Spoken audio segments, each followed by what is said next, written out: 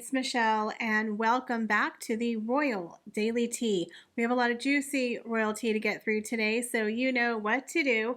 Sit back and relax, grab yourself a beverage, and let's get into the Royal Daily Tea. King Charles has paid tribute to Britain's war dead as he led a very moving Remembrance Day service at the Cenotaph this morning. The Prince of Wales also laid a wreath, as did the Duke of Edinburgh, the Princess Royal, Prime Minister Rishi Sunak, and other senior politicians. A 2-minute silence took place across the UK at 11 a.m. as wreaths were then laid by members of the royal family.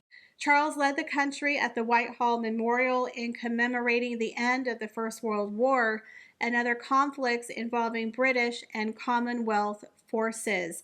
Wearing the uniform of the Marshal of the Royal Air Force with greatcoat, poppy, and sword, the king laid a wreath similar to the one produced for King George VI.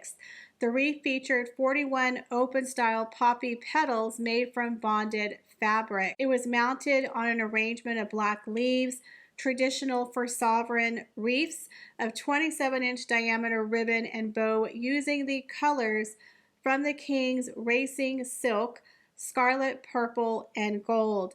A wreath was laid at the cenotaph for the Queen and Major Ollie Plunkett, the rifles and equerry to Camilla. Almost 10,000 veterans and 800 armed forces personnel from all three services were then due to take part in a march past. Among those marching are nuclear test veterans who for the first time will wear a medal acknowledging their contribution. After 70 years of waiting for recognition, those exposed to the effects of nuclear bombs during the UK's testing program were given a medal depicting an atom surrounded by olive branches for the Remembrance Sunday service. More than 300 armed forces and civilian organizations are represented, as well as 300 veterans not affiliated with an association who have been invited to join for the very first time. So King Charles is on the cover of a magazine ahead of his 75th birthday. So King Charles released a wonderful new photograph of himself just before his 75th birthday on Tuesday, and the corresponding launch of the Coronation Food Project. The king is featured on the front page of the big issue. This is an absolutely stunning photograph. Now, the photograph was taken by the world-renowned photographer Rankin, who also took a photograph of Her Majesty Queen Elizabeth II back in 2002 for her Golden Jubilee. Now, the photograph of King Charles was taken in the gardens of Clarence House, which is the main residence of King Charles and Queen Camilla in London last month. Now, the Big Issues article, which will be published on Monday, dives into the launch of the Coronation Food Project. Now, King Charles said in the feature, "Food need is a real and urgent problem as food waste, and if a way could be found to bridge the gap between them, then it would address two problems in one. It is my great hope that this Coronation Food Project will find practical ways to do just that, rescuing more surplus food and distributing it to those who need it most." On Tuesday, King Charles and Queen Camilla will spend part of his birthday launching the Coronation Food Project, named because it's a launch during the same year as the crowning ceremony, by touring a surplus food distribution center outside of London. The royal couple will meet with staff and volunteers and hear about the ways food waste can be used for social good. I think that is such a great and important cause, and I'm absolutely loving this photograph. So as we know, the royal family is constantly changing and evolving with the times and doing a lot of rebranding. Most recently, Buckingham Palace has announced that the Prince's Trust has been renamed to the King's Trust.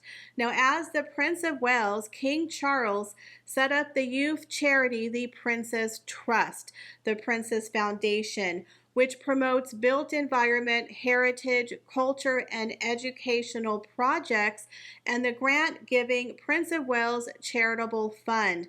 But 14 months after he became monarch and a week ahead of his 75th birthday, royal officials announced that the organization's names have been updated to become the King's Trust, the King's Foundation, and King Charles III Charitable Fund. Now, a lot of people are saying that it was a snub to Prince William. I honestly don't believe that. We have to remember that Prince William has the Earthshot Prize. He's dealing with a lot of mental health charities, the Duchy of Cornwall, and of course the homelessness project that he just launched. Now, the palace said the king's long-standing charities had been rebranded in recognition of his accession to the throne. The trust helps young people aged 11 to 30 get into jobs, education, and training. Now, we do know that Prince Charles once spoke of his hope that his two sons, Prince William and Prince Harry, would take over the Prince's Trust, which he set up with his own Navy severance pay back in 1976. But we do know that William is paving the way his own way as the new heir to the throne, focusing on his own projects. But I do believe when Prince William inherits the throne, he will also take over the King's Trust Foundation. And of course, we all know Prince Harry will definitely not be involved. So the rebranding was partly done to draw a distinction between Charles and William. A palace source told the newspaper there is sometimes confusion about whose organizations they are. Prince William had his own foundation, and so the name change makes it clear that these are organizations affiliated with the king. As I mentioned, there's going to be a lot of changes as time goes on because we do have a smaller amount of working royals, and they're going to constantly be shifting with their titles and their roles and rebranding of their charities. But I do see Prince William eventually stepping up to be the head of the King's Trust Foundation. So the mock royals of Montecito are at it once again, y'all. It's like, who's gonna tell them you're not working royals? You literally are Harry and Meghan of Montecito. You don't represent anybody, especially the crown and the poor people of Sussex. I'm sure the people of Sussex are like, keep our name out your mouth, son. You don't represent us. You came here one time 5 years ago. Get our name out your mouth. Unfortunately for them, they still have the title of the Duke and Duchess of Sussex. So Harry and Meghan, of course, like clockwork, came out to do something for the veterans, and Harry looked miserable. It's like you're not at a Taylor Swift concert or a Beyonce concert. This is supposed to be your thing, Harry. You think you would be happy to be around veterans doing something for the military, but he looked miserable. He looked like a fish out of water. I don't know what it is about Prince Harry, but he is not a man of confidence. He is not a man who is comfortable in his own skin. What he is a hen-picked husband. Poor little Prince Harry following his wife, Meghan Markle, who clearly wears the pants in that relationship. And you guys, Meghan Markle, in my opinion, she lit up her room. She was so excited to be there. It was like an ex-beauty queen who hadn't been on stage in 30 years, and she was there to get her love tank full. Oh my God, I'm so happy to be here. Hi guys, hi. She was so happy. She was like elated with the attention. It was embarrassing to watch. While Harry walked behind his wife looking like a petulant child who just got a talking to on the way in there. You behave, sir. You behave. You make me shine, Harry. You make me shine. And don't act up. Don't embarrass me, Harry. And Meghan Markle was wearing the largest Richter grin I've ever seen this woman wear. And Harry had his usual scowl on his face. Now, the awkward thing, of course, was Meghan. She just couldn't wait to get out the door to her adoring fans. It was a very small event, guys, with the Archwell Foundation camera crew at the ready. But they said it was a surprise visit. Yeah, it wasn't a surprise visit, okay? So Meghan Markle walks out there, heading out right behind the CEO. But while they're walking out there, Harry is talking to the gentleman, and Meghan literally pushes him like, shall we? Shall we? Like ushering Harry, because Harry, apparently you're too dumb to walk out to the front where they're going to cut the ribbon. Meghan has to show you how it's done. Harry, come on, Harry, let's go. It's embarrassing how she's constantly touching him, pulling him, directing him. That is why he looks so defeated. He is a hen-pecked husband. So while they're there, they're about to cut the ribbon, and Meghan Markle starts doing this very weird, what I call her Charles Manson love bombing stare at the gentleman who's giving the speech. It's really cringy and awkward to watch Meghan Markle just adoringly staring at the gentleman who's talking, and she does this really weird slow blinking, almost like she thinks that event is happening because of her. It's all because of Meghan. Meghan, thank you so much for showing up. I mean, the girl shows up to the opening of an envelope, but thank you so much for being here, Meghan and Harry. And she's like, you're welcome. I'm so glad I could be here to help. Now, we don't exactly know what they're doing to help. There's been a little bit of rumors that perhaps they were paid to be at this event. We certainly know there was not a donation made by the Archwell Foundation, so we're not sure what exactly Harry and Meghan were contributing to this event besides their presence. So according to a news article, they have labeled Harry and Meghan Markle a toxic combination of unpredictable and unpopular. And I would say that is 100% true, although there is quite a bit of predictability about the twosome from Montecito. We always know when there's a huge royal event, Harry and Meghan are definitely going to drop a bombshell, an announcement, a fake story. They're always trying to upstage the actual working royals. But the hilarious thing to me is that people really believe that Harry and Meghan were either A, kicked out of the royal family by the evil tyranny of the royals because they were jealous or they're racist, or the other ones believe that Harry and Meghan left on their own accord because they actually want to step away from the royals and become financially independent, which is laughable because Harry and Meghan have done no such thing. They are literally Nepo babies. Everything Prince Harry has up until this very moment is due to his family, his title, and his royal connections.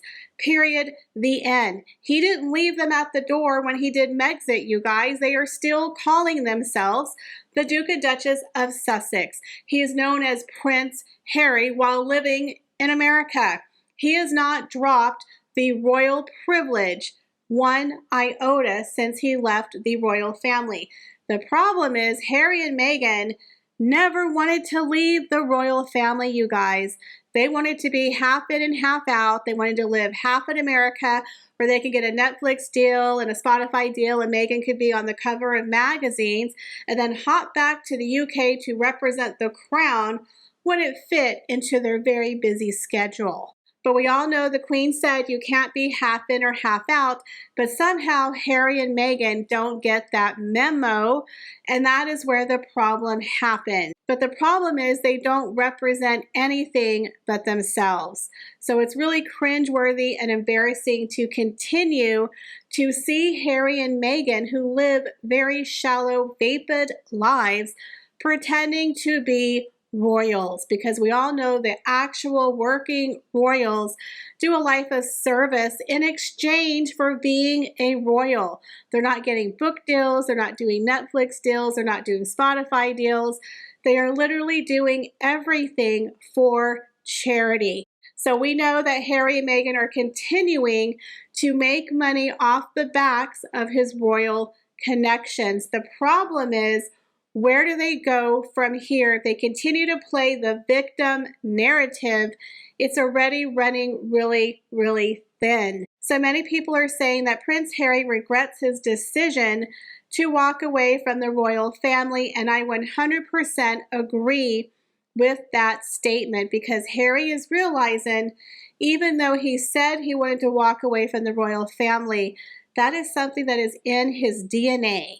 He was born and raised into an environment where they are told to give back and live a life of service. And I believe at the core, that is what Harry originally wanted. He was looking for a wife to bring into the fold, to be like Catherine and William, to be like Charles and Camilla. He wanted to have a real partner to bring into the royal family to make it manageable for him.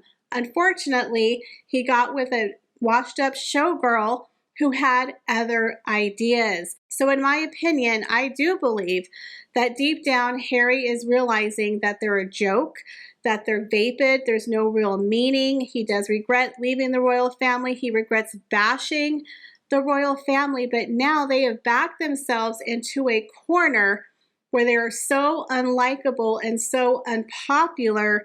Most companies and organizations do not want to align themselves with Harry and Meghan. I'm not sure why this military company wants to align themselves with Harry and Meghan, because a lot of the veterans, I can tell you, do not want them there.